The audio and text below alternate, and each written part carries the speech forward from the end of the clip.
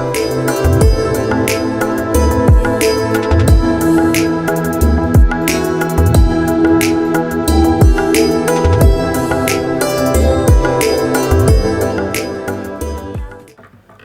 evening, ladies and gentlemen.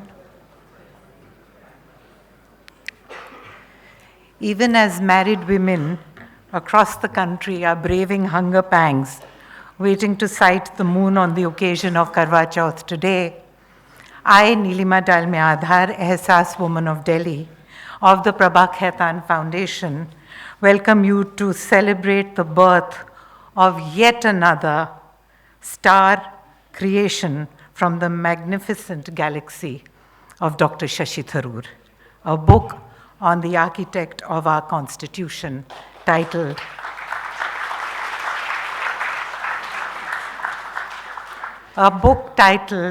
Ambedkar, A Life. This event has been organized by Aleph Book Company in collaboration with Prabha Khaitan Foundation. We are honored to have with us a stellar panel of luminaries who are all distinguished authorities on the life of Dr. B.R. Ambedkar. We have Justice Madan B. Lokur, Mr. Bhalachandra Mungekar, and Ms. Karuna Nandi. We were meant to be having Dr. Narendra Jadhav among the panelists today, but unfortunately he's indisposed, so he's dropped out. The keenly anticipated panel discussion shall be moderated by none other than the author himself, Dr. Shashi Tharoor.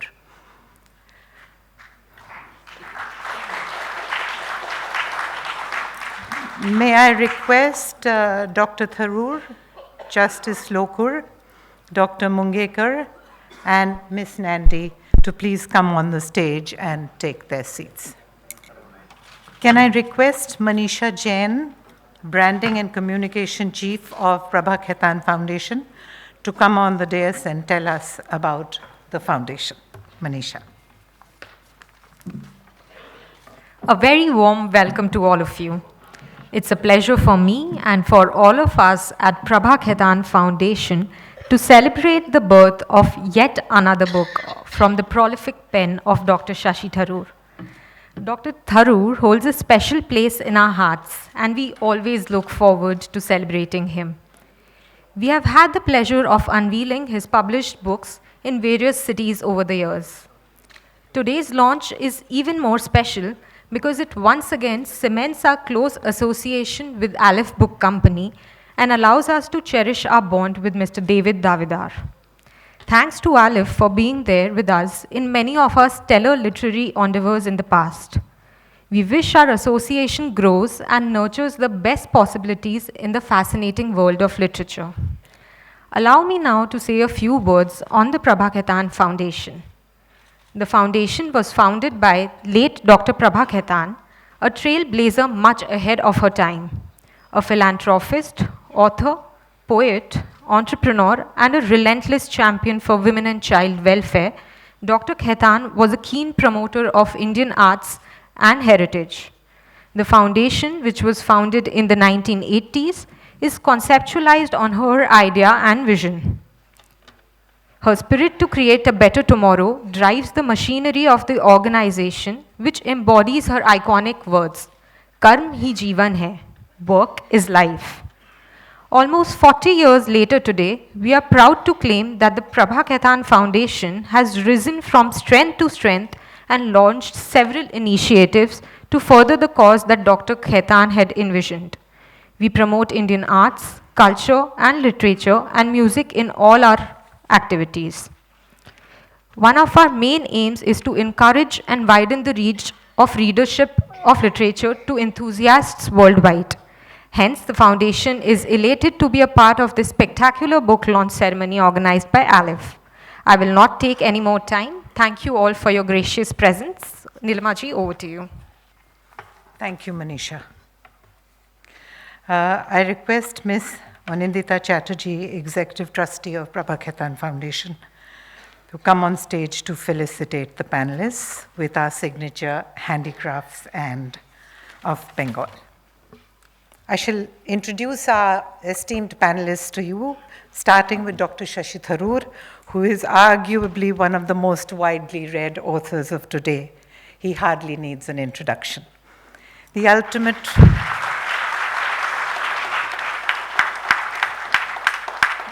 ultimate man of words and wit, Shashi is an author, politician, former international civil servant, parliamentarian, and possibly the incumbent Congress president in the next few days.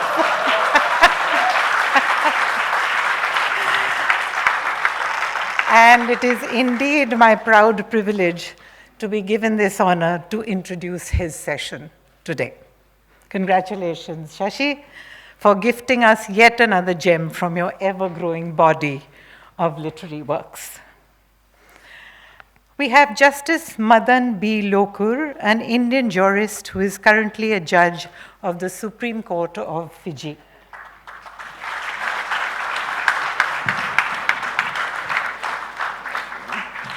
Justice Lokur is a former judge of the Supreme Court of India.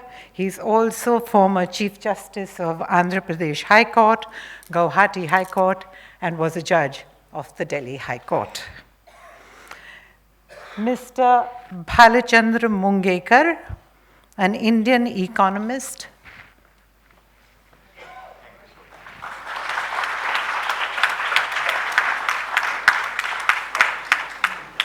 and social worker.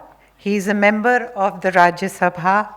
He specializes in agriculture economics and has authored a book on Dr. B.R. Ambedkar titled The Essential Ambedkar. Last but not least, we have Ms. Karuna Nandi, who is a practicing lawyer at the Supreme Court of India. Her focus is on constitutional law.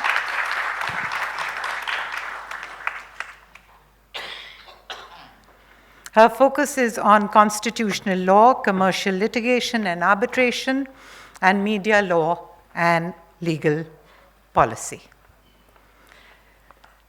Can I request all my fellow Ehsas women present here, Archana Dalmia, Anantmala Potar, Sonia Agarwal, to please come on stage so we can unveil the book.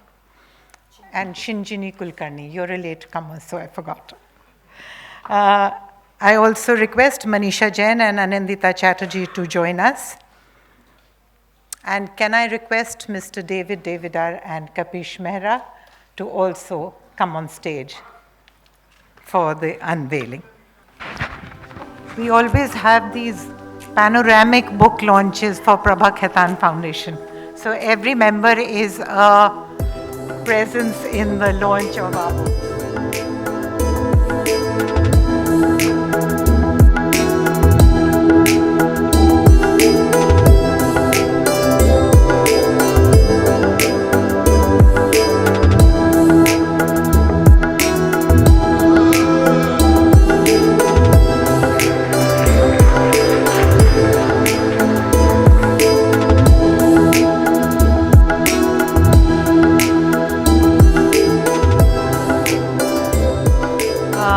Can I request Mr. David Devidar to share some of his invaluable thoughts on today's book? Over to you, David. Good evening, everyone, and welcome to the launch of Dr. Shashi Tharoor's latest book, Ambedkar Alive. We're delighted that we've been given the opportunity to hear Justice Lokur, Dr. Mungekar, and Ms. Nandi on the subject of Shashi's book, Dr. B.R. Ambedkar. While I can give you a dozen reasons why every person with even the slightest interest in our history, politics, and future should read the book, I'm going to limit myself to one, because we have so many distinguished thinkers to listen to today that I don't want to take up too much of your time. So what is the one reason why you should read the book? All of us present here today are aware of Dr. Ambedkar, one of the greatest Indians of the modern era. Some of us may even be aware of why he is considered one of the greatest Indians of the modern era. because of his emancipation and unfettering of the Dalit community from centuries of oppression, his bequeathing to the country one of the most visionary constitutions the world has ever seen, his contribution to the Indian struggle for independence, and his extraordinary economic and political insights.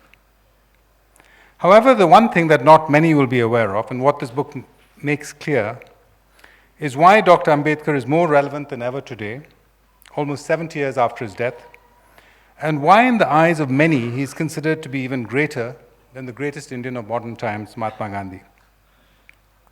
In his book, Dr. Tharoor tells us why Dr. Ambedkar's greatness endures and why he matters to 21st century India. Because he was a peerless visionary, he anticipated many of the challenges the country would face in his own time, as well as in ours, and he came up with solutions for these problems that were so brilliantly conceptualized that they have stood the test of time. As the author writes, Dr. Ambedkar's vision is his first legacy. In the perennial tension between communitarian privileges and individual rights, Ambedkar stood squarely on the side of the individual. In the battle between timeless traditions and modern conceptions of social justice, Ambedkar tilted the scales decisively towards the latter. In the contestation between the wielders of power and drafters of law, Ambedkar carved a triumphant place for enabling change through democracy and legislation. In a fractured and divided Hindu society, he gave the Dalits a sense of collective pride and individual self-respect. In so doing, he transformed the lives of millions yet unborn, heaving an ancient civilization into the modern era through the force of his intellect and the power of his pen. There have been numerous books published on Dr. Ambedkar. But what makes this book unique, vital, and necessary is that it not only gives the reader a brilliantly distilled and lucidly described life of the great man, but also tells us why exactly Dr. Ambedkar continues to be relevant to all of us today and for the foreseeable future. Over to Shashi and our distinguished panel.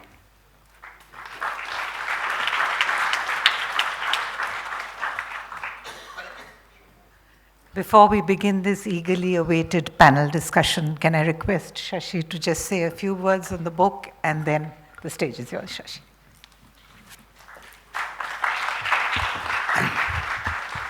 Thank you, Nilima, and thank you very much, the Prabha Kaitan Foundation, for your role, Anindita, and the rest of the wonderful SAS women for all they've done to promote literature and indeed to launch yet another of my works. And my special thanks, of course, to the distinguished members of the panel who've taken the trouble to come and join us today, and to David Davidar for his wonderful, glowing introduction, which situates the book in the context that we all hope you will see it in. I'm really privileged that I have the three good friends on the stage here, and I'm sorry we're missing a fourth, Narendra Jadhav, who is an eminent scholar, particularly an authority on Dalit issues, and a member of the Rajya Sabha for the BJP, has come down with a heavy fever and suspects it might be COVID. So we wish him well, and I think you'll all join me in wishing him a speedy and complete recovery. Justice Madan Lokur I've known since we were both teenagers in college. He was senior to me, and he's had an astonishingly distinguished career that has been summarized for you by Nilima. And after service in various high courts and in the Indian Supreme Court, he is now a member of the Supreme Court of Fiji. And that shows you that his continued concern with issues in the world is so relevant. Karuna is someone who really has been an active and visible and audible voice on so many constitutional, legal, and social issues in our country. And she has a lot, I'm sure, to say on the continuing relevance of Dr. Ambedkar's legacy for us today. And Dr. Bhalchandra Mungekar is a far greater authority than I am on Dr. Ambedkar. I've just had the privilege of launching the 15th edition of his book, The Essential Ambedkar. Professor Mungekar, of some 440 pages out of the 17,500 that Dr. Ambedkar wrote in his time, and which in many ways is an excellent distillation of some of the great man's insights. So if you would ever think of a companion volume to mine, it should be Professor Mungekar's, which actually gives you the great man's own words and thinking in his own language. But on October 1st, I beg your pardon, 17th is on my mind because that's the date of the election that is about to happen.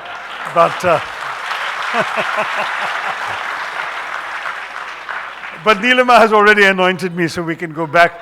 October 1st, which was the publication date that Aleph Book Company officially assigned to this biography of Baba Saheb Dr. Bhimji Rao Ambedkar. I had the great privilege of presenting the first copy of this book that the publishers had sent me to the trustees of the Diksha Bhumi in Nagpur, the place where Dr. Ambedkar underwent his very famous conversion in 1956. And it was a particularly moving moment, and for me, it also happened to mark the inauguration of my campaign for the leadership of my party. So the two moments came together in the most wonderful happenstance. And then, along with Dr. Mungekar, I had the chance of going to Chaitya Bhumi, where Dr. Ambedkar was cremated just a few months later. So the Diksha Bhumi, Chaitya Bhumi framing has been, for me, a very important prelude to being able to be with you all today and launch this book. To me, it's difficult, I think, for anyone almost to imagine the scale of what Dr. Ambedkar accomplished. To be born into a so-called untouchable family in 1891, and that too as the 14th and last child of a poor Mahar Subedar in an army cantonment, would normally have guaranteed a life of neglect, poverty, and discrimination. Not only did Dr. Ambedkar rise above the circumstances of his birth, but he achieved a level of success that would have been spectacular for a child of privilege. One of the first Dalits ever to enter an Indian college, he became a professor at the prestigious Sydenham College in Bombay, and a principal of no less eminent an institution than Bombay's Government Law College. One of the earliest Indian students in the United States, he earned multiple doctorates from Columbia University and the University of London in economics, politics, and law. An heir to millennia of discrimination, he was admitted to the bar in London and became sort of India's James Madison, the chair of the Constitution Drafting Committee of the Constituent Assembly. The son of illiterates, though I shouldn't say completely illiterate because his own father actually not only learned to read and write, but insisted that all his children did too. There was education available in the cantonments, and many of the Mahar soldiers did take advantage of that. So I should say the descendant of illiterates, not the son of illiterates. Dr. Ambedkar wrote a remarkable number of books whose content and range testify to an eclectic mind and a sharp, provocative intellect.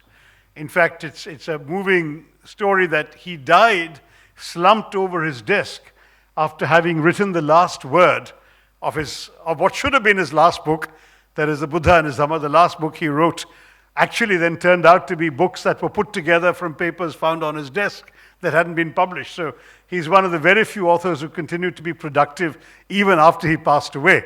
And I think he had at least 2 books published after his death from papers found on his desk. But the Buddha and his Dhamma, which was his last, the book that he was conscious of finishing, he had written the last word, and literally his pen was on the page, his hand was on it, and he was slumped on his desk when the family found him in the morning. So here you have this extraordinary man, great writer, great political figure, great constitutionalist, great lawyer, a pioneering economist. In fact, some of the most authoritative works on provincial taxation in British India and the manipulation of the Indian rupee by the British Empire, the problems of the Indian rupee were written by Ambedkar. So he was no mean scholar. He was a scholar of some distinction as an economist. He was also a pioneering sociologist.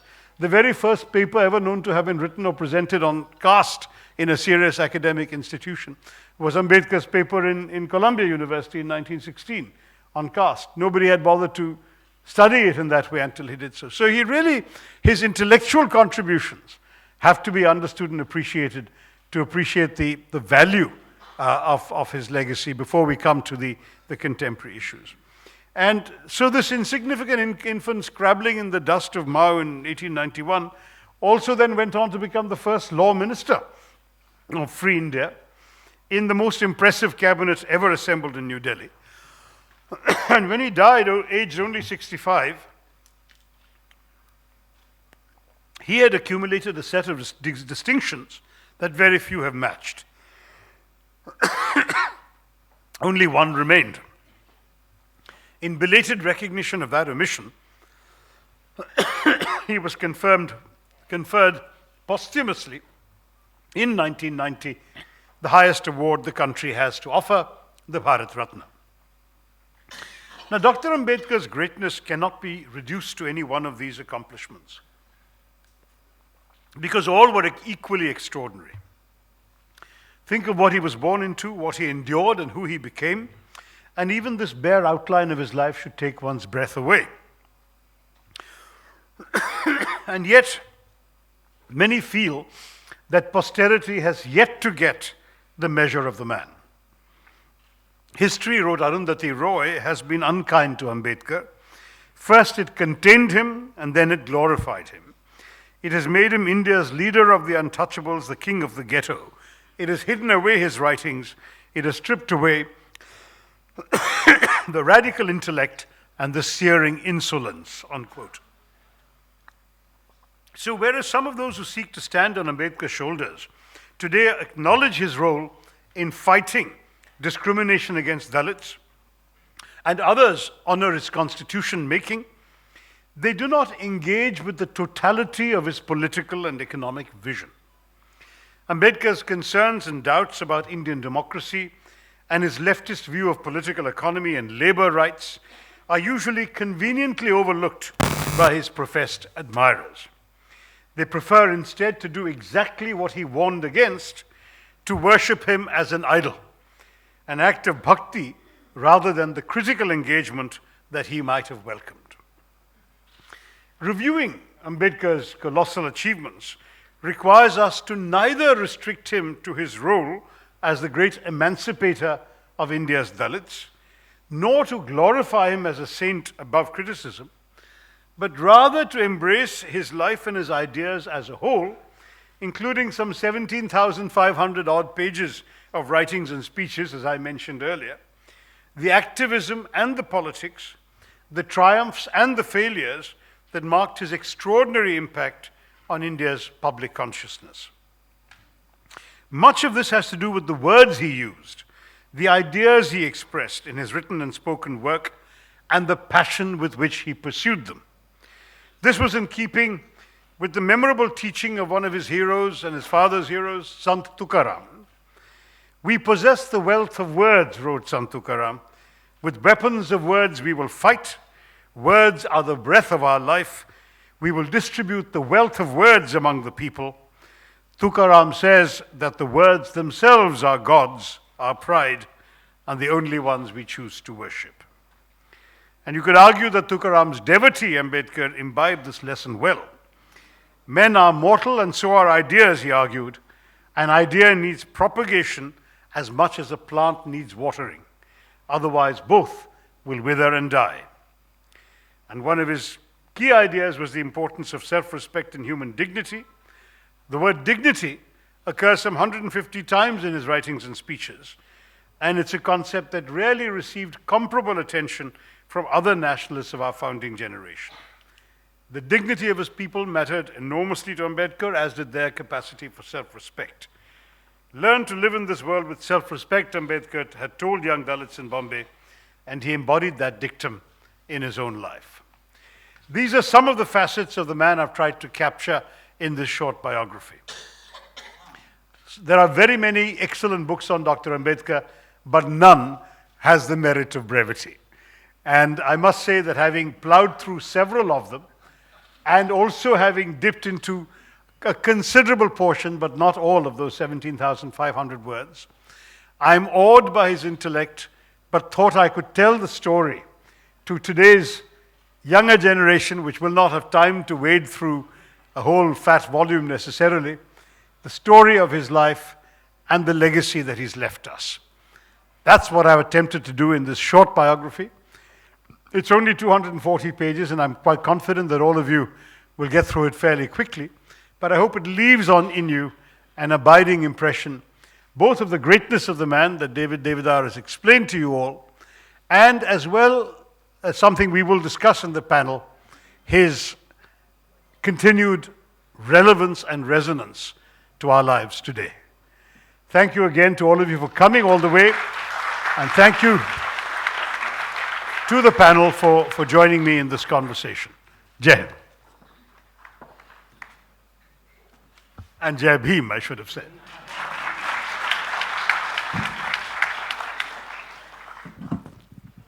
So friends, we'll have a conversation, but I think to start the conversation off, I'd like to ask each of you a question. I think I'll start with you, Bhalchandraji, because you have delved into his work more than anyone. And I'm just curious as to how you would assess his contributions. You yourself are a Dalit scholar of no mean repute. How would you assess his contributions to our country, to our society, to our present situation? First of all, I thank you very much for making me a panelist and along with my distinguished colleagues. First of all, I congratulate you for having written this book. Despite the fact that there are literally hundreds of books written on Ambedkar, you can legitimately claim to have a different product. You know, in 30s, Chamberlain wrote Monopolistic Competition, and Joan Robinson argued that incidentally, she was professor of Dr. Manmohan Singh in Cambridge, that Chamberlain is trying to, distinguishing his product too much. But despite the entire ocean on literature on Dr. Ambedkar, you can legitimately claim that you have a different product. Your book is basically, if I say as introduction, based on known facts, those who have dealt with Dr. Ambedkar.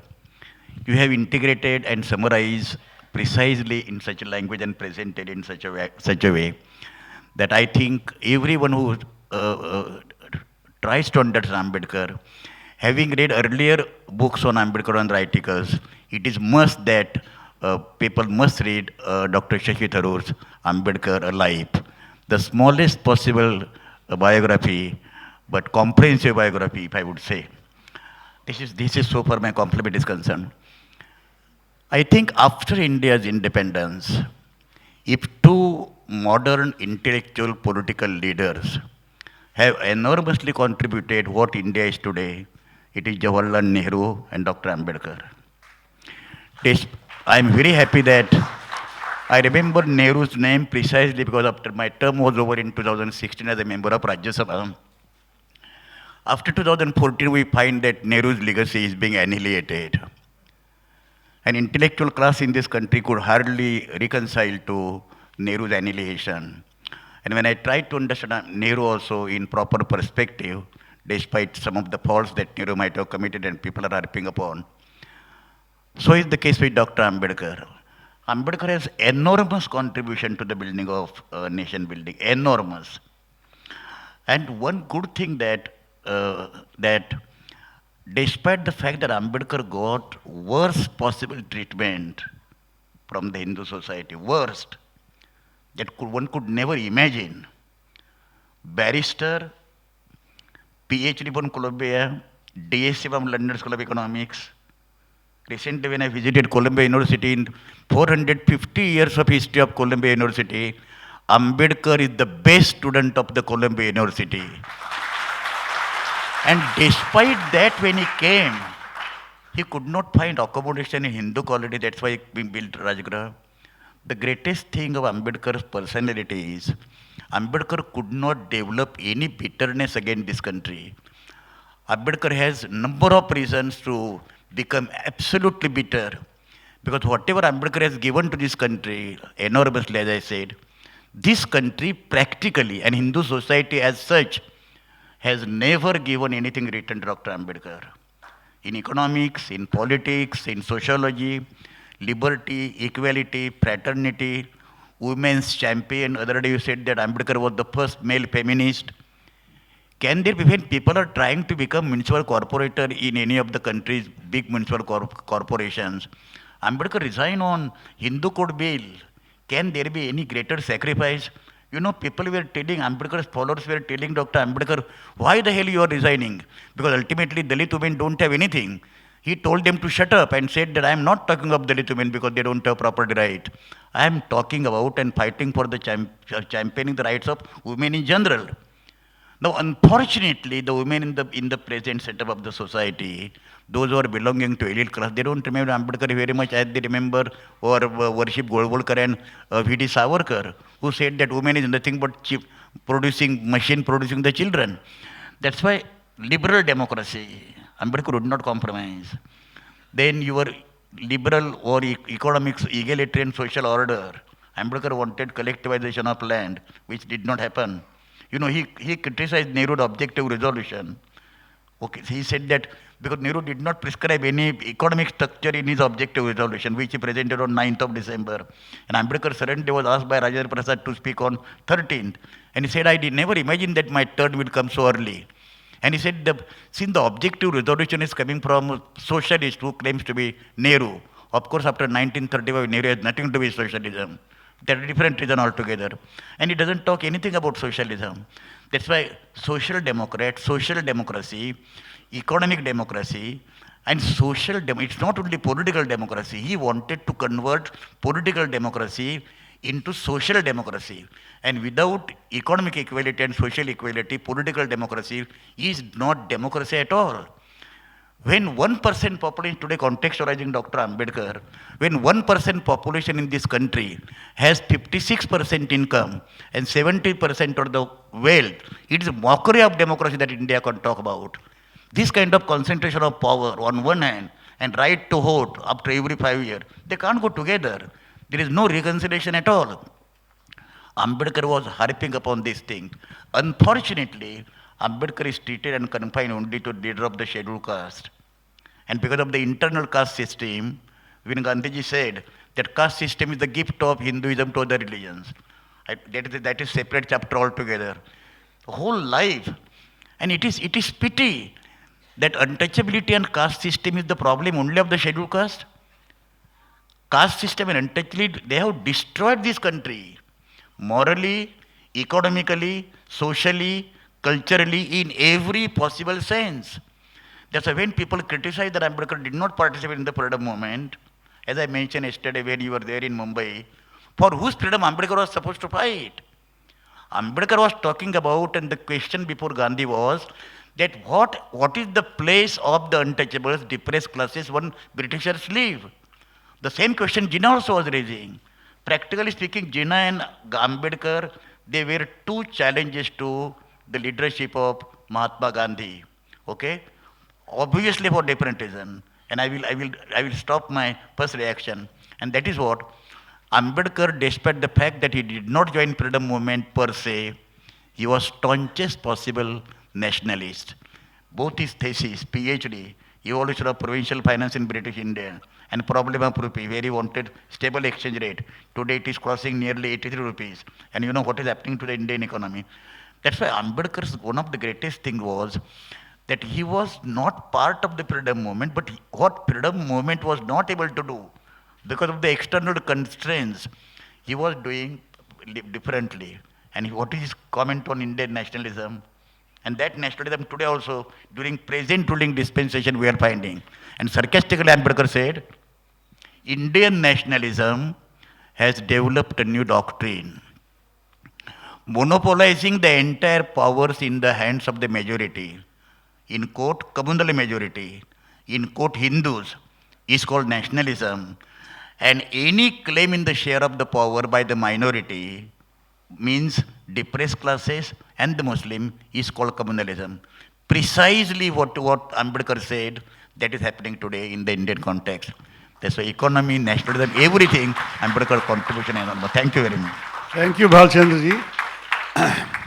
Madan, if I can turn to you, because apart from being, of course, a great leader of the Dalit people, of the depressed classes, as Bhalchandraji used the appropriate term from that era, he was, of course, a remarkable constitutionalist, and his contribution to the drafting, framing of our Constitution and his original insights into what the Constitution should do to empower the Indian as an individual citizen are amongst his great accomplishments. Now, I'm curious, as you, as somebody who's worked with the Constitution for years and has grown up in the legal system, how do you assess the impact that Dr. Ambedkar made on our constitutional life? Yes. Okay, thank you, Shashi, for inviting me over here. I think every student of the law, whether you're studying or whether you're a lawyer, budding lawyer, or even a judge, looks up to Ambedkar as a great constitutionalist. One of the reasons, of course, is that he was the person who drafted the Constitution. And as your book brings it out, he did it almost single-handedly. There were a few, drafts, if I may use that word, that were in existence. For example, the Government of India Act of 1935, which formed some kind of a base. Sir Benegal Rao had also worked on the Constitution before he went to the International Court of Justice. So there were these things that were available. But really the nuts and bolts of the Constitution were written by Dr. Ambedkar. And the others who were there in the drafting committee, unfortunately, they were not able to give him the kind of assistance that I think should have been given, in the sense that somebody fell sick, right? Somebody went to the United States. So essentially, the burden of drafting the Constitution fell solely upon the shoulders of Dr. Ambedkar. One person died. One person was sent off to America on mission. 2 others were given other duties elsewhere in India. Yeah. And that's why he was pretty much left alone. Yeah, so he was left alone to do it, and he has done, I think, a remarkable job, not only because, he has taken care of just about everything, but also that, it's not that, he said that, well, this is what I want and this is what I'm going to do. He consulted a lot of people, right? He had gone to the United States. He met Justice Felix Frankfurter, who was a great jurist. He discussed issues with him. He had discussed it with others also. And then he came out with this original draft. And during the Constituent Assembly debates, I think there was something like 7,500 amendments that were suggested. And he dealt with each and every one of them, right? And it's not that he rejected all of them and said that, whatever I've done is the best. He accepted some of them, and he gave justifications for not accepting some of them. And the Constituent Assembly, which consisted of such eminent people and great lawyers also, I mean, a large number of them were, great lawyers, they accepted his reasoning. I think that is probably the most important thing, that he was able to logically explain whatever he did in a manner which was acceptable to everybody. That is one thing I think that stands out about his contribution to the Constitution. The second thing is, I believe from going through the Constitution that he was an optimist, right? In spite of the fact that he had, a sort of not a troubled childhood, but he had deprivation and hardships and so on and so forth. And as you have said, Dr. Mungekar, that he had every reason to be bitter about the way he was being treated. But in spite of that, I think he had the good of the country in his heart. He was a nationalist, undoubtedly. And looking at that, and also trusting people, okay? And the reason why I say he was an optimist is that there are certain gaps that are there in the Constitution, which as lawyers we call them as silences in the Constitution, which he knew, could be exploited, but did not imagine that at some point of time they would be exploited. So when he spoke on the 25th of November 1950, when he spoke about the grammar of anarchy, I think his optimism actually came out. That was supplemented on the 26th of November when Dr. Rajendra Prasad, who was the chairman of the Constituent Assembly, when he also spoke. And Dr. Rajendra Prasad acknowledged the fact that, we've given you a very good constitution. It's been debated, discussed for, I think, about 18 months. And you've got the best document that is available. It now depends upon people of character and people of integrity to work that constitution. So even if you have a bad constitution, which we're not giving you, but even if you have a bad constitution, if you have people of character and integrity who are working that constitution, even a bad constitution can be worked effectively. If you have a good constitution, but you have the people who are not, persons of character or integrity, you're going to have a problem. So I think that optimism, came out in the drafting of the Constitution. When he talked about fundamental rights, right? When he left certain silences in the Constitution. The vision that he had is there in the directive principles of state policy.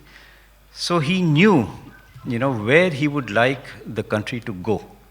And he was able to explain it and convince the members of the Constituent Assembly that this is what we need for the country. All right? And, some of the things that he has talked about, labor, for example, right? Agriculture and so on and so forth, are some things that we need to, seriously discuss and we need to look at. He was prescient in a way, in many ways actually.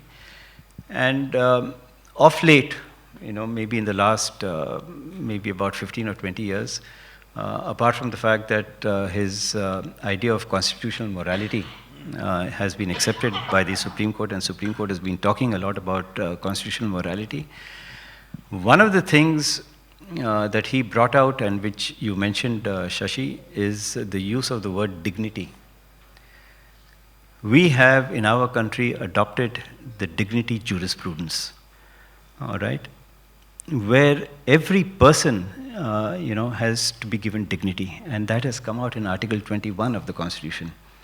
That it's not, mere animal existence that we are talking about, but every person, whoever he is, and whatever he's doing, is entitled to live a life of dignity. And that dignity jurisprudence, which I think is now being accepted by the Supreme Court, it has been accepted by the Supreme Court, and hopefully we'll develop it. I think one of the steps that was taken forward was when the social justice bench was constituted, and I had the privilege of presiding over the social justice bench, and I could see, what Dr. Ambedkar was talking about when you talk about, persons who are on the margins of society.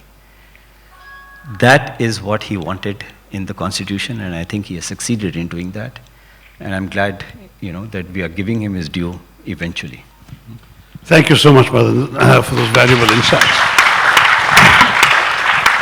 Now, Karuna, you're both a constitutional scholar and a social activist. You can address either of those two aspects of Ambedkar's life, but you're also the youngest member of this panel, so it'll be good to have a sense from you as to what you see as the continuing resonance of Dr. Ambedkar's life and teachings in today's world. You're a currently practicing lawyer as well. Where do you find echoes of what he's left behind in your work or in our lives today? It is such a pleasure to read this book, the clarity and the brevity, as you mentioned, with which you have brought out his voice, his work, and his life. I would urge those of you who haven't read The Annihilation of Caste to do so immediately. It sort of brings into one's consciousness as a citizen the incredible contemporary force of Justice Ambedkar, of Baba Saheb's intellect, of his moral suasion, and of his values. And what's incredible is how deeply it resonates today. and how he set up a project that all of us should, in our varying capacities, be taking forward. What were some aspects of that project? He spoke, for example, of the work that many of us in the law laud him for the most, and many of us in this country laud him for the most.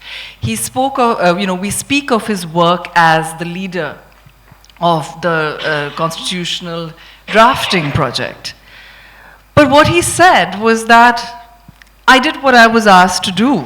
I was a hack. I did what I was asked to do. And he said the real project was social transformation. I don't actually see myself as a social activist. I see myself as one of the many soldiers, constitutional soldiers, who have taken up the task to take our constitutional rights and values and structure forward. I see that task as being something that we share with the world, because when I speak of the Constitution, I speak of the values that are currently embedded in it, values that find resonance from the Universal Declaration of Human Rights, the ICCPR, other such CEDAW, and other such treaties, that there's this dialectic that has been happening in the Supreme Court and in some of Justice Lokur's judgments, actually, that we're relying on and seeking to take forward even at the present day. But the task that he was so disappointed by, the absence of social transformation, I think, is something that we are seeing today. For example, liberals have mistakenly, in my view, been speaking of tolerance, whereas the idea of, for example, the fraternity that is spoken of in our constitution, and the more attractive Hindi word, bandhuta, and is something that is so deeply important to foster. The fact that we are of one community, the fact that we are of one people, and the understanding and acceptance and community with which we should be taking this forward. Fraternity was his favorite word in that context. And fraternity is such a wonderful word. Of course, today we would be thinking of a different word, maybe community, maybe... sorority? No, I think that would be misleading, wouldn't it? Because it's not about, because the idea now is both men and women. It's not just men and women, it's also people who don't identify as any gender, non-binary people. And the, stepping away from the requirement to be reified as any particular gender. And those ideas have come into our judgments. In Nalsa, in the Nafte Johar judgment, when we even speak of other, constitutionalism that is unrelated to gender, speaking of all people versus just sort of two boxes. And that's, I think, something that also comes from Ambedkar. You have the heuristics in place and then you develop them. For example, you had, I think there are two very interesting things, kernels that have been taken forward. The idea of dignity has been spoken of. But when we speak of hate speech in our country, for example, right, our hate speech laws are really quite overbroad, and there's a way in which they have been weaponized against minorities, and we see the problem with that overbreadth. And the problem with the liberal project is that I think the heuristic tools that liberals have approached free speech with have been insufficient. And I think Dr. Ambedkar's structural, sort of brilliant clarity with the structural thinking that he, I think in part brought from Marxism and to a significant extent also developed himself. The idea of dignity, that idea of dignity, I think finds greatest resonance in some of the judgments of the South African Constitution. And there we may look to see how to develop the idea of hate speech, how to identify its limits, how to deal with context, and who the person is who is being discriminated against or insulted, and to what extent an insult is hate. Now, when I think one quite interesting bit of this book is where it speaks of the limits to temporary majoritarianism, and the idea that all majoritarianism in a democracy is inevitably temporary, versus the idea that we are sought to be fed every day, that the ruling dispensation will be here forever, right? And the role of the Constitution in stemming that temporary majoritarianism, and the role of the Constitution in our lives, and the role of each of us as citizens in stemming not only majoritarianism, but bringing into social life the values that Dr. Mungekar spoke of. Not just non-discrimination. I mean, the sort of privileged, blind non-discrimination that is the province of Savarnas, but active, conscious, structural changes in our lives and in our work to afford dignity to those who are of a different caste, of a different class, of a different gender, is something that, as we celebrate Dr. Ambedkar universally, as others appropriate him, as we move forward, I think that if we can take that forward, we would have fulfilled even a little bit of his vision. Thank you, Karuna. That was fascinating too.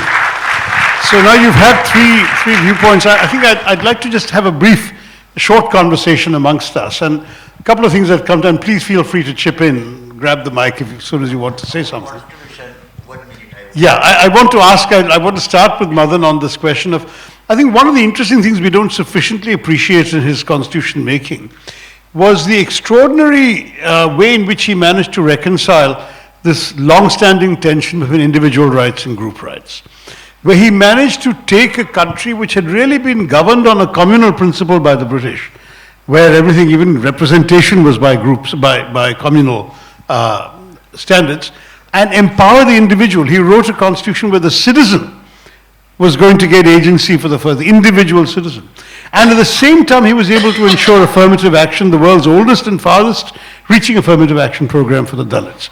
I don't know if you'd agree with that and your thoughts on how he did that. Yeah, well, I entirely agree with you, Shashi. You know, the purpose of the Constitution is the citizen, right? That is the focus, not the purpose, but that is the focus of the Constitution. That's why you have something like fundamental rights, all right, where every citizen has been given certain fundamental rights, and there is the fundamental right to life and personal liberty which is being given to everybody, whether he's or she is a citizen or not a citizen, okay? So the focus definitely is the citizen. The focus also is, through the directive principles, society. This is where I want to take my country forward. Right? I think if you're able to achieve this, you know, you can achieve whatever you're looking for, whatever you fought for, the freedom movement and so on and so forth. So really it is a document, as I see it, it's a document which, you know, lays out a sort of a roadmap of what is intended by the constitution makers. The fact that everybody agreed with him, I mean, there were discussions, there were debates, which went on, like I said, for about 18 months. Everybody agreed with him, okay? So the rights of individuals were definitely in the back of his mind. The rights of groups were also certainly, thought of by him.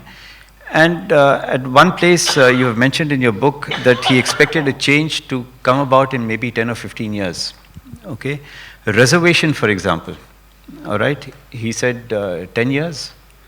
On what basis did he say 10 years? All right? So he had this vision, and he knew that the change could come. And obviously we had such great people, at that point of time. With their assistance, things would have been completely different. But today, things have changed, right? It's the individual has taken a backseat, except when it comes to arresting a person, right? But the groups have kind of taken over, and different kinds of groups.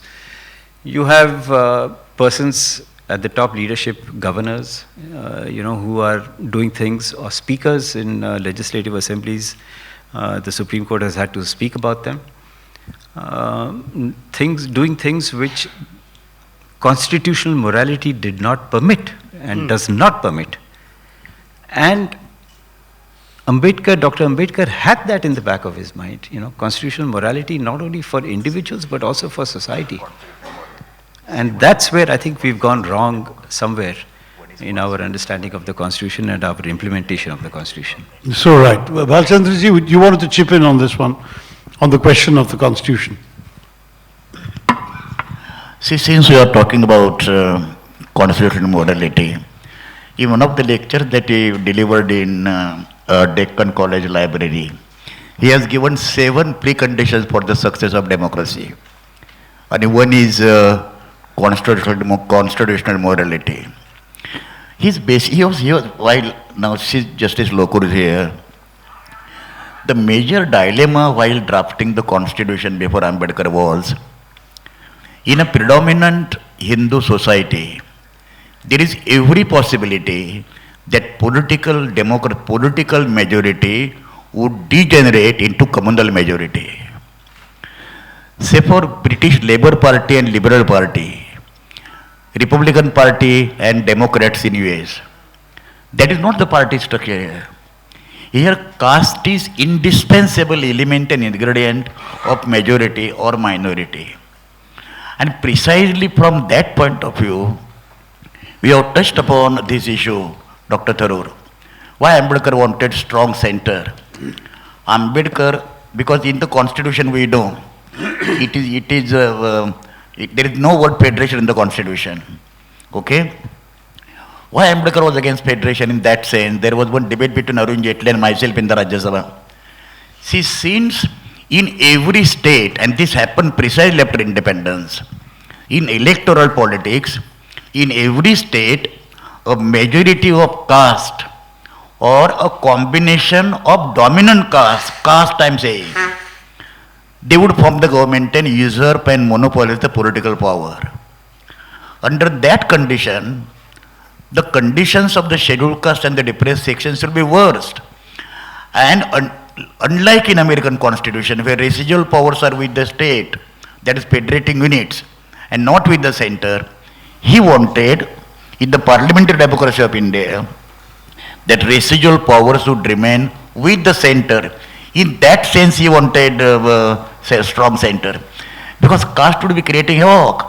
And you just Rajini Kothari's caste in Indian politics, when we have seen, practically we find that either there is a dominant caste or dominant class for that matter, and caste and class is the combination, and like what Marxists understood Marx, and great injustice that they have done to Marxism by wrongly understanding of Marx. The question before Ambedkar was that communal majority would be worst, and the majority and minority in political science or practical democracy, they are flexible terms. In this case, that doesn't happen, and that is why he wanted strong center. Now, second point about economic equality I was talking about. Third point is enlightened citizenship. Now, unfortunately, please allow me to say, since we are discussing with the elite class in Delhi, before independence, middle class was always thinking what best we can give to the nation. After independence, because of the influence of freedom movement and the values, etc., for first 25 years during Nehru and Indira Gandhi rule, etc., this continued. After liberalization of 1991, okay, despite the fact that I had references with Dr. Manmohan Singh, he was kind enough to incorporate me in the planning commission and subsequently into the Rajya Sabha. that is personal relationship or whatever you must have thought.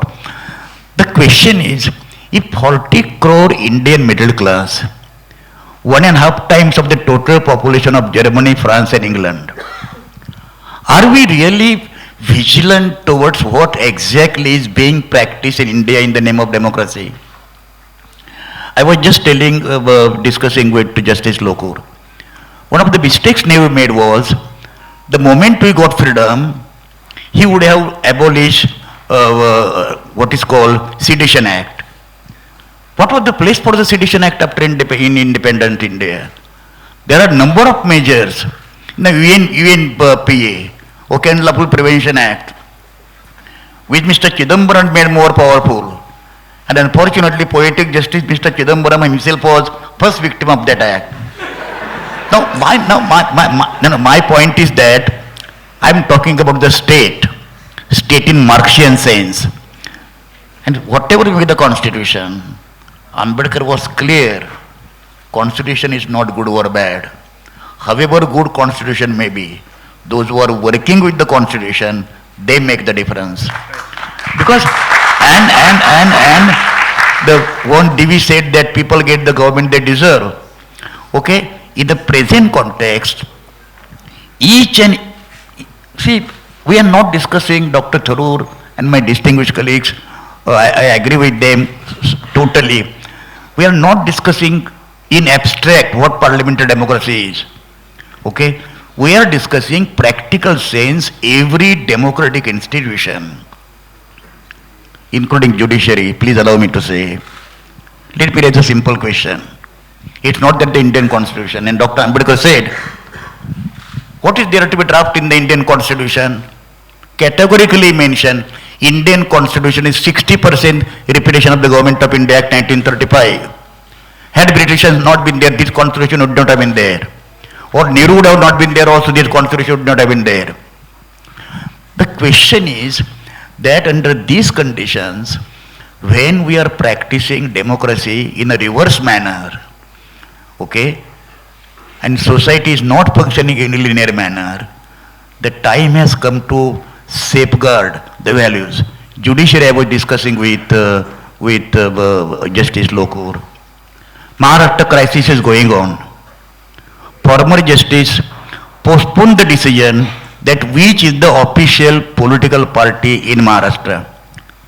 You are taking pygmy public interest litigation case within 24 hours Supreme Court, and Supreme Court doesn't take any decision regarding the which is the proper or legitimate faction, either Shinde faction or Uddhav Thackeray faction, and you are perpetuating and creating crisis, whether it is legal government or illegal government. This is the crisis that Ambedkar was visualizing. That constitution as such, it is just a book. The meaning to that book is given by the tremendous confidence and faith by the people for whom the constitution is drafted. This unfortunately is not happening in India. That is the crisis. Karuna, would you like to pile in on that particular issue, the workings of the constitution today? You're active in the law, in implementing the law. You've seen it at work. Tell us what you think about what you've just heard.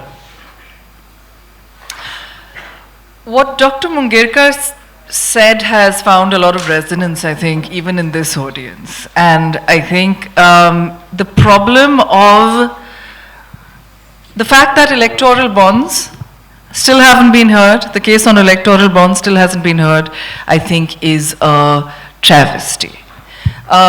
This is perhaps, bouncing off of what you said, one of the greatest problems, one of the greatest unrecognized problems of our constitutional democracy. Just briefly, those of you who don't know what it's about, it's through a finance act that unfortunately the Congress also supported. I think you perhaps said something in dissent, I'm not sure you did. But the Congress supported this finance act. And what this finance act said was that companies, including companies with significant foreign shareholdings, could donate money to political parties, and subsequently it became clear that there was absolutely no intention of saying who those companies were, right? So is there a quid pro quo? Why would anyone give anyone money? what gets given in return? India. Our lands, our natural resources, that 1% that Dr. Mungekar was speaking of is something that is, the concentration of power is only increasing today. And that case has not been heard, which is a matter of deep disappointment to those of us who participate in the constitutional project. In the last month, I think there's been a certain amount of delight because everything's being listed. You know, a lot of things have been listed. It's like the Chief Justice heard, you want a listing, you get a listing, and you get a listing, and you get a listing, and everyone has to scramble and work really, really hard because all our cases are being suddenly listed, you know. But there is much work to be done, and there's much work to be done to take forward one, predictable listing by the master of the roster. 2, swift listing. The work that's already begun must be taken forward. Thirdly, like today, I think what may be on a lot of people's minds is the split decision in the hijab verdict. And the fact also that the split decision is something that is, that reflects, for better or for worse, the polarization in our debates, in our politics today. Now, is this a good thing? Ideally, there would have been a meeting of minds that furthered constitutional morality. That has not happened. And then, of course, you know, you want to dissent. That appeals to a future constitutional intelligence. The root of this, I believe, is in part social media and the fact that everyone's online and the fact that platform accountability is at an extreme low. The fact that what goes viral is inspiration and hate. Mr. Tharoor, Dr. Tharoor has lots of followers because of the former, not the latter. Thank you. And I think that is shaping who we are, not just as a nation, but as a world. And it's now finding reflection in our, in decisions to some extent, in our courts. And that, I think, is also a root cause that needs to be tackled.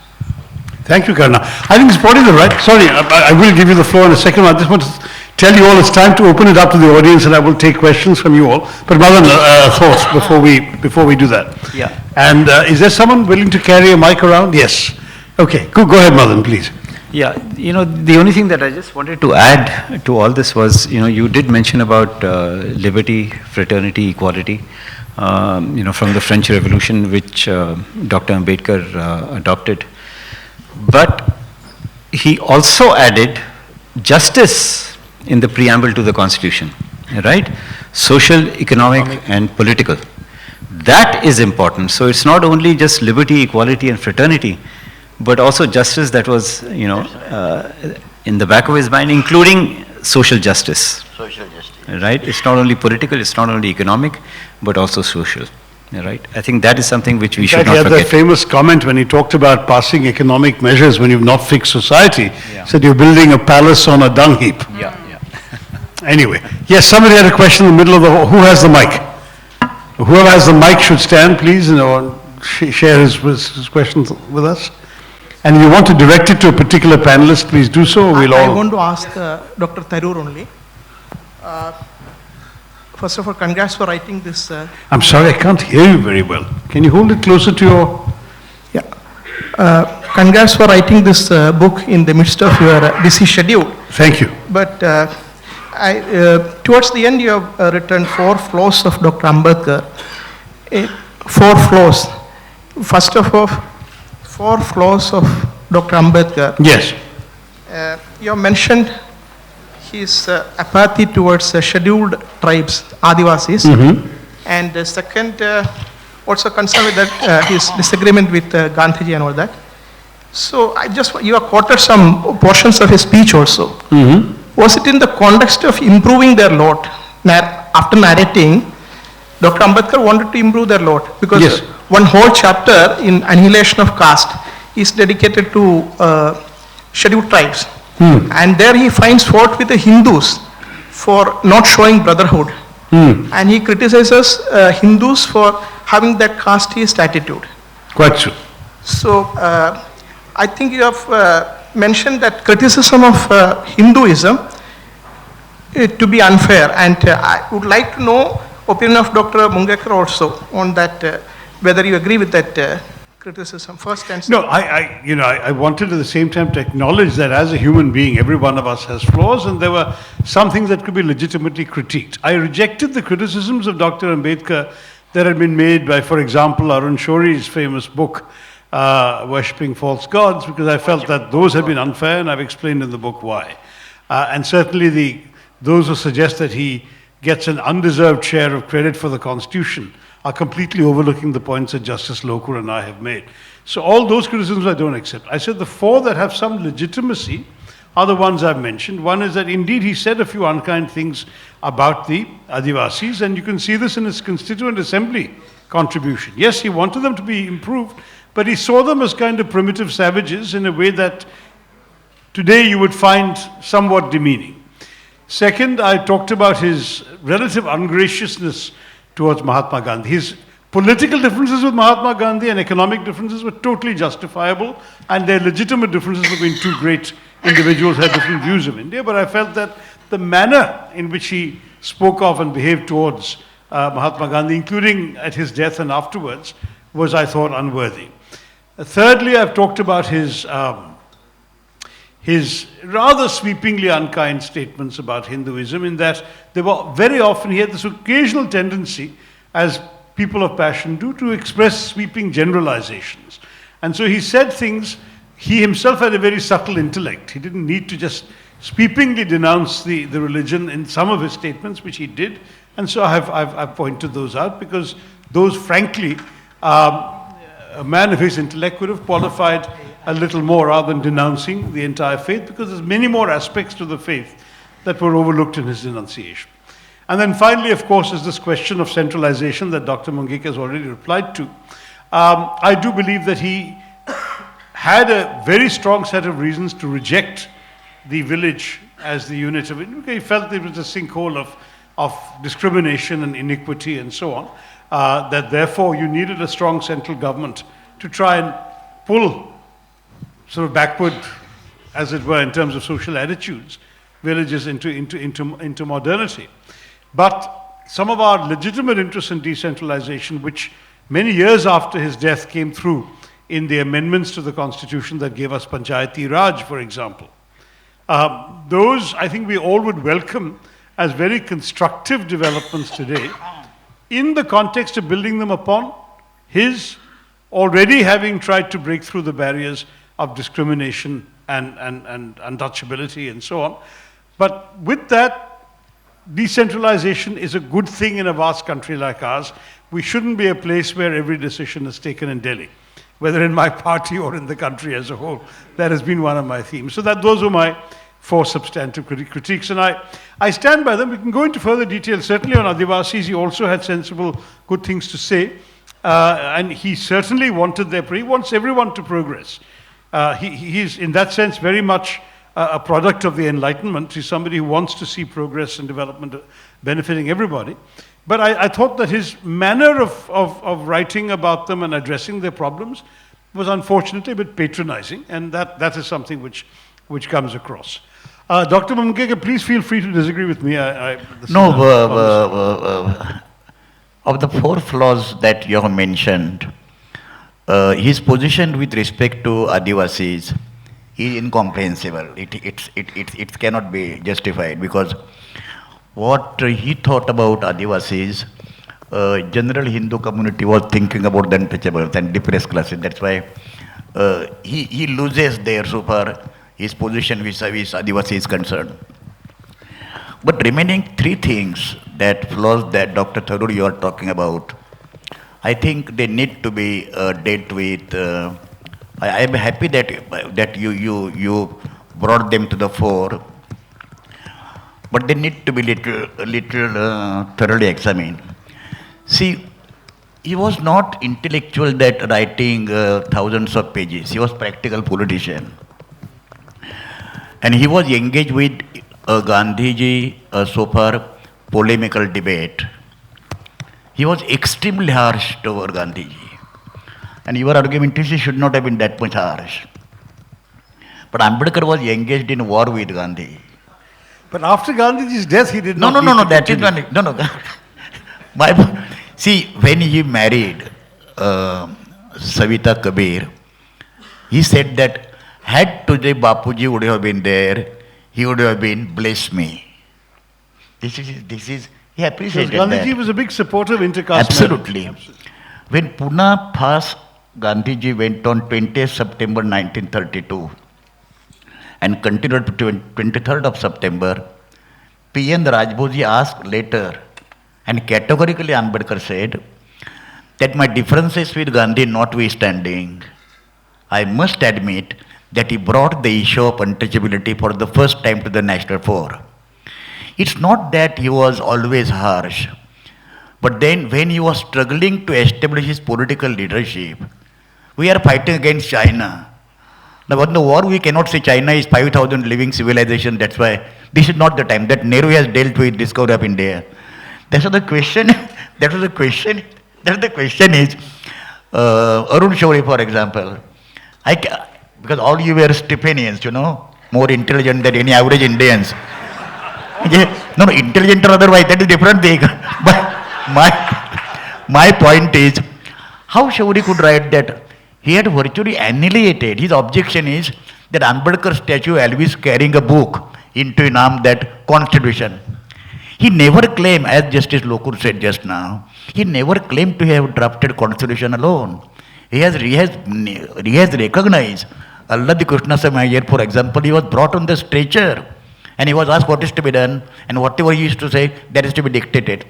My question is, once Ambedkar refused to accept Gandhi's leadership, polemically, Ambedkar was left with no alternative to criticize Gandhi, lock, stock and barrel.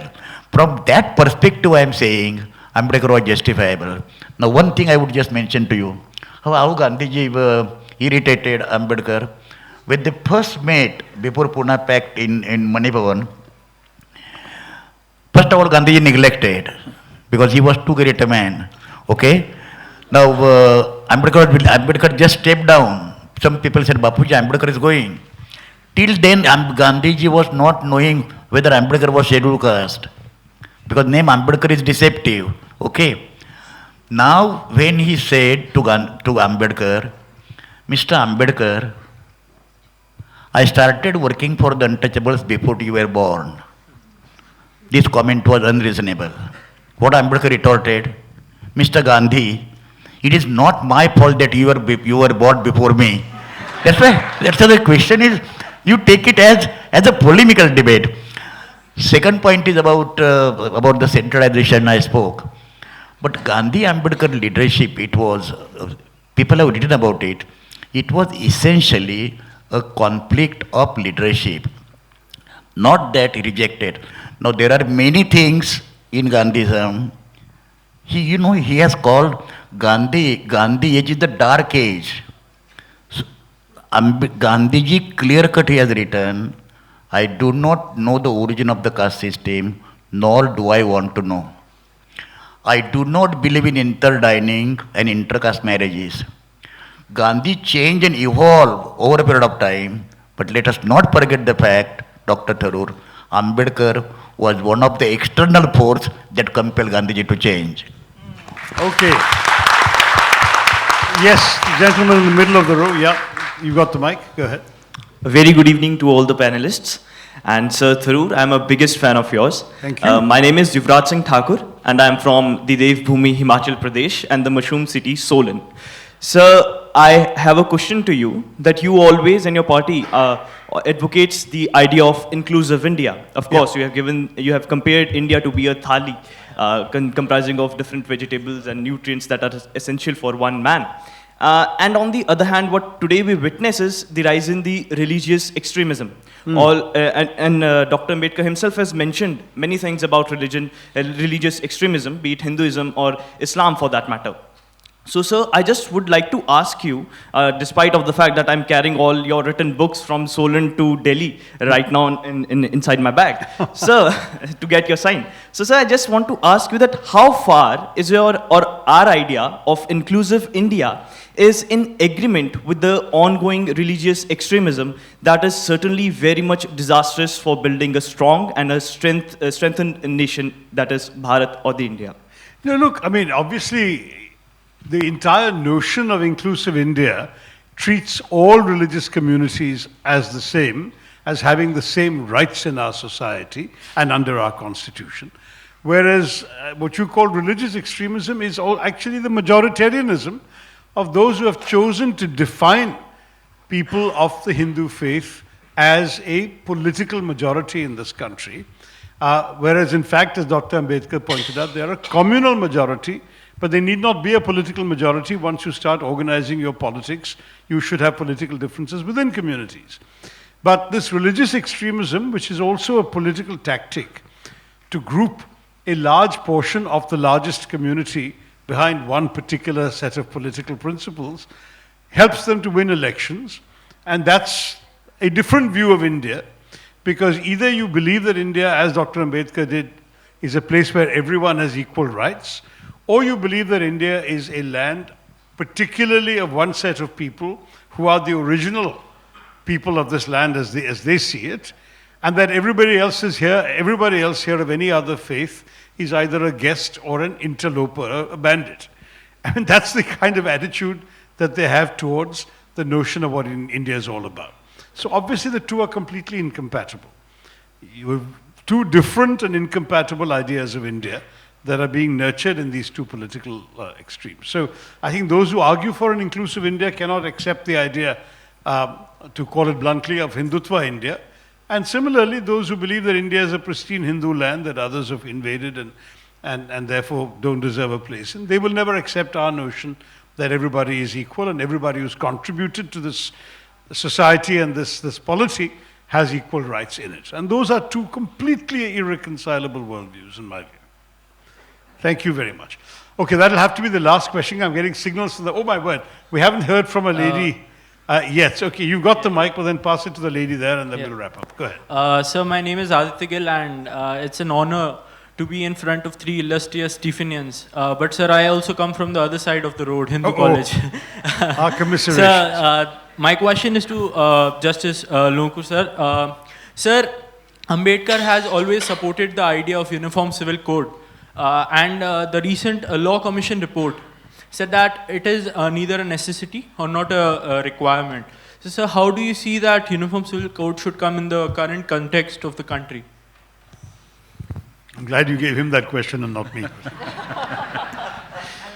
Yeah, you see, the directive principles of state policy do mention a uniform civil code, right? But it's been about 70 years and there has been no progress on that. Initially, there was the idea of the Hindu Code Bill, which Dr. Mungekar had mentioned, and which eventually led to the resignation of Dr. Ambedkar from the cabinet. So really, you know, these kind of issues, when you're dealing with religion, you know, or a uniform civil code, rather than being legal, you know, it becomes more emotional, right? That's why there was this opposition to the Hindu Code Bill. But now it's gone, you know, very much forward from what was there in the 1950s. So I don't know, perhaps it's a matter of political will. Perhaps it's a matter of getting over the, you know, emotional aspects of people and, you know, their adherence to religion and how they understand religion, which, of course, it's there in the directive principles. Maybe one day it will come about, maybe it may not. I don't know. We give the mic to the lady there. You got it? Yeah, go ahead. Thank you. And sorry, I'm a little impatient because I have to rush. I actually am a social psychologist, and I've been thinking a lot about intergroup relations in India. And it seems like constitutional principles work in principle, but they don't work in practice, partly because it doesn't really acknowledge the fact that India is partly collectivistic country with low relational mobility, which means that when culture is low relational mobility, it usually supports anti-democratic ideology according to some like socio-ecological research, which means that if these principles which originated in the West and originating in individualistic culture need to be altered to be implemented with respect to the Indian culture, and also acknowledge that social groups naturally constructed in such a way that they favor people within their group and there is dominance. So the inequality will be constructed in such a way that people who are dominant will choose to be dominant intellectually as well by using these principles to either gain prestige or in other ways through power. So like maybe we need a paradigm shift when we are looking at social policy to actually change these things on ground. Say for example, when you're looking at say something like building a well, right? And you know that those things are influenced by caste discrimination, but that water policy does not really take into account how socially the problem of caste can be changed in the village, which can also be done scientifically completely, right? Just as an RCT is done, you can think about how these dynamics can change socially, right? Using science, established science. So I feel like the whole paradigm needs to shift from an intellectual discussion to a policy problem, which is not really hard to do, I think, but we're kind of like stuck somewhere. It's just like, let me let Karuna respond to that, please. Well, beginning from the end, you said something about how it can't be an intellectual discussion, it must be a policy problem. And it would be a particularly poor policy, I think, that didn't take any intellectualism into its ambit, wouldn't it? But I think some of what you said is well taken, which is when you're saying, perhaps what I gleaned from what you said is that constitutionalism speaks of individual rights, and there are lots of people who don't have a voice, who aren't consulted. And P. Sainath wrote a very vivid story about a well. And there was some money and given to a particular government officer, government organization, and they constructed a road. Now, there wasn't corruption in constructing the road. There was a proper pakka road. It was going somewhere, and then he walked down this path. And there was one house at the end of the village. So he said, well, okay, well, at least this one house is being served by it. And so he talked to the people, and he said, are you glad that this road has been constructed? And they said, the road's fine, but we wish we had a well. So yes, I think a fundamental point of policy and rights and intellectualism when it comes into these areas is talk to the people who are affected, ask, and build channels of speech that feedback. Who has the mic? Because I'm afraid lots of hands have gone up. We don't have a lot of time. And the young lady handing out the mic has given it to somebody. Yes, sir.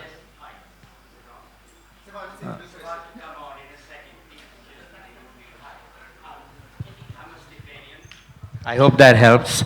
Hi, I'm Nasir Abdullah, and I was a year behind you in college, but many years behind you in your academic abilities. I mean, I did history honors, which is still a mystery, but that's okay, I hope. So yeah, I just want you to know, this is really an observation, and I will make it short so we don't hold up everybody.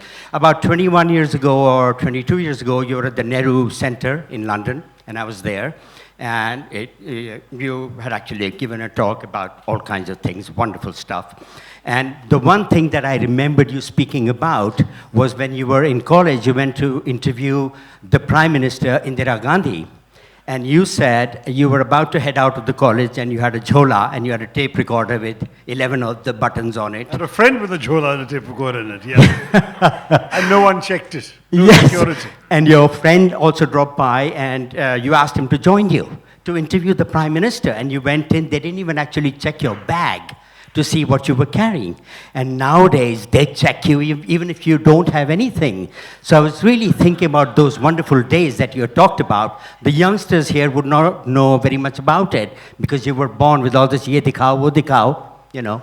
So I just wanted you to know I have the memory of that. It was a beautiful a memory for me.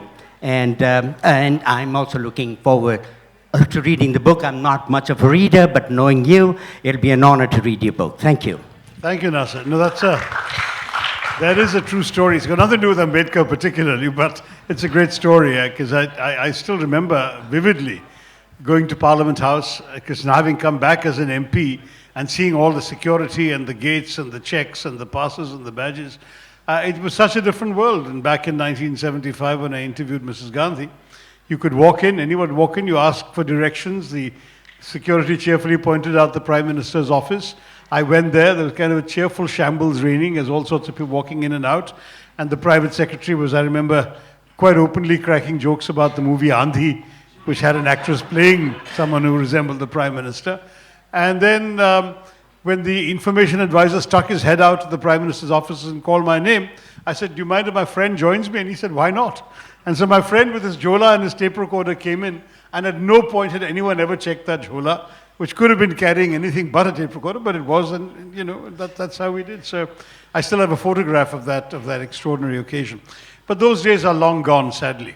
And when you think that the very same Prime Minister whom I'd had that encounter with was assassinated 9 years later, it's really an indication of how much the odds have changed against ever returning to that kind of innocence. Sir, you had a question. Could we have the mic for this gentleman? Can I ask a question on Ambedkar, sir? There. Oh, you all right? Yeah, here, sir. Somebody's got the mic already, and we'll get the next mic. All right, go ahead.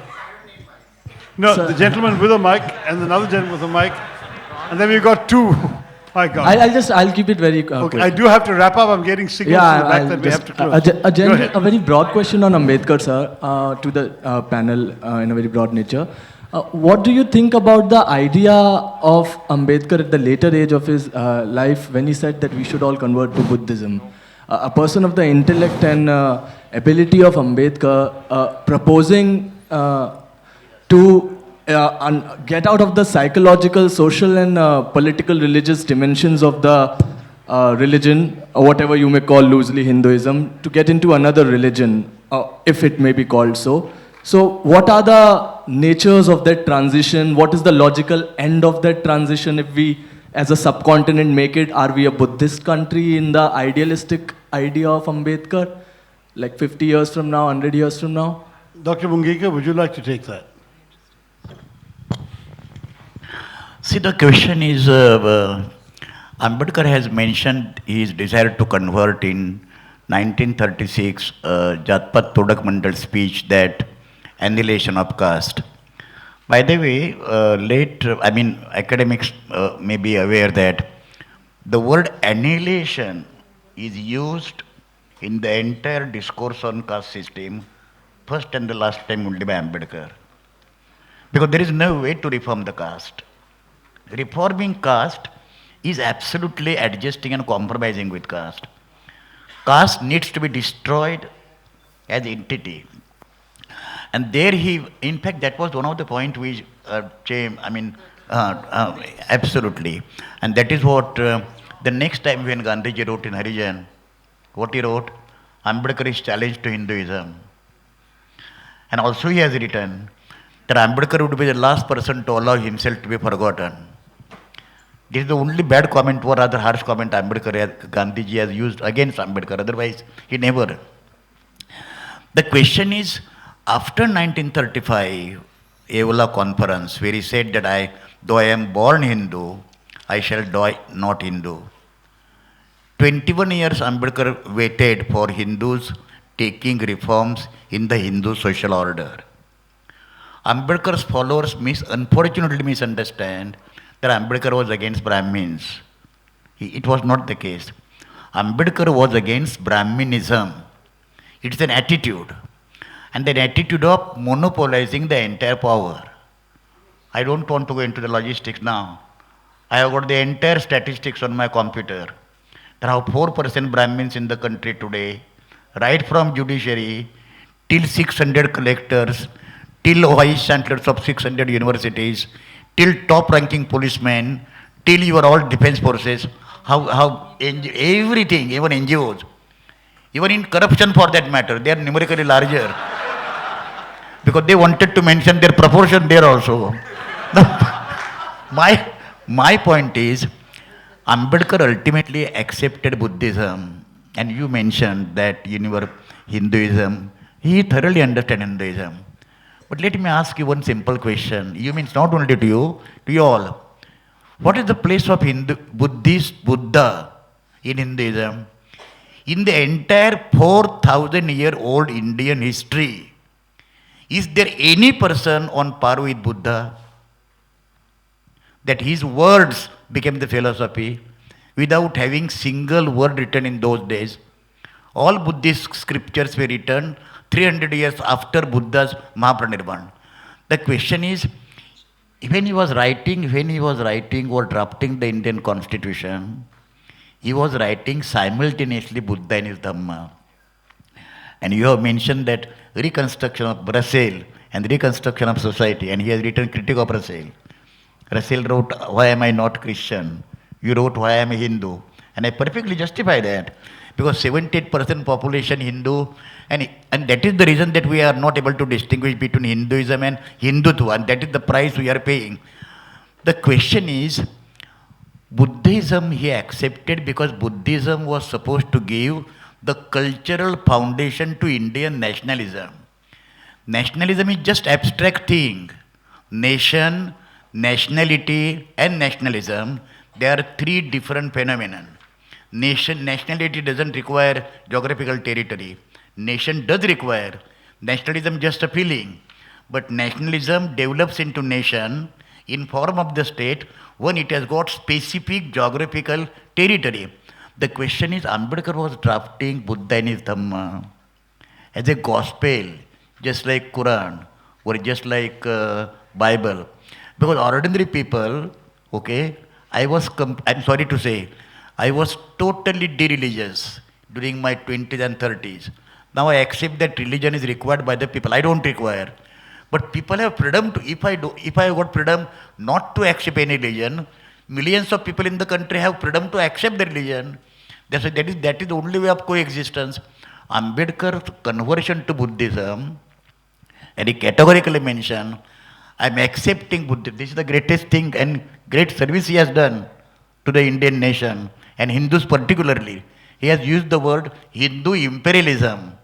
It's not the case. Don't smile. In the case that Hindu imperialism, today what is happening? It is imperialism. Okay? My only point is, he said, I don't want to remain in the history of India as a destroyer of the culture. And that is why I accepted the religion of this Indian origin. That's why both the things, from point of nationalistic perspective, from point of view of giving the cultural foundation, Buddhism is moral foundation of Indian nationalism. And that is why he secured all the three objectives. Okay? That is the cultural foundation, moral foundation, and then Indian origin and Indian ethos.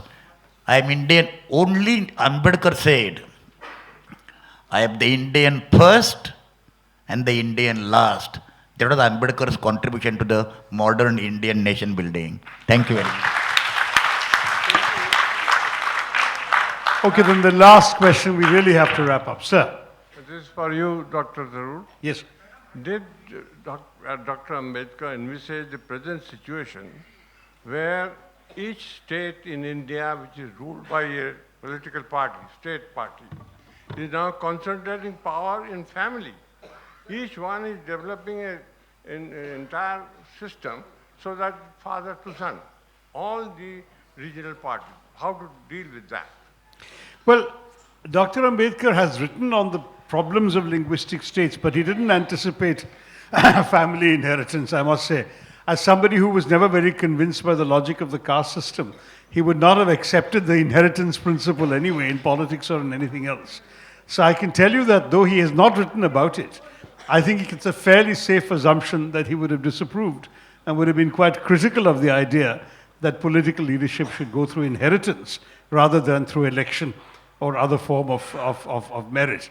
But this is, surmise. He has not written about this particular aspect.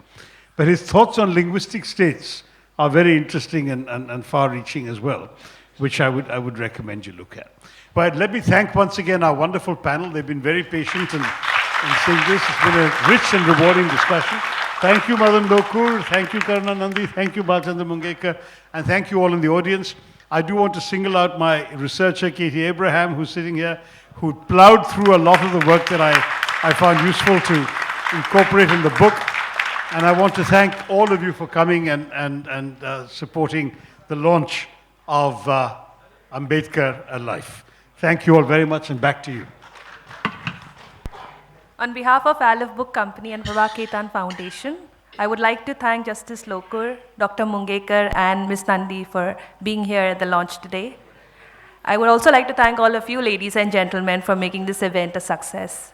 Copies of the book are available for sale outside, and Dr. Tharoor will be more than happy to sign them for you. Thank you once again, and have a lovely day ahead.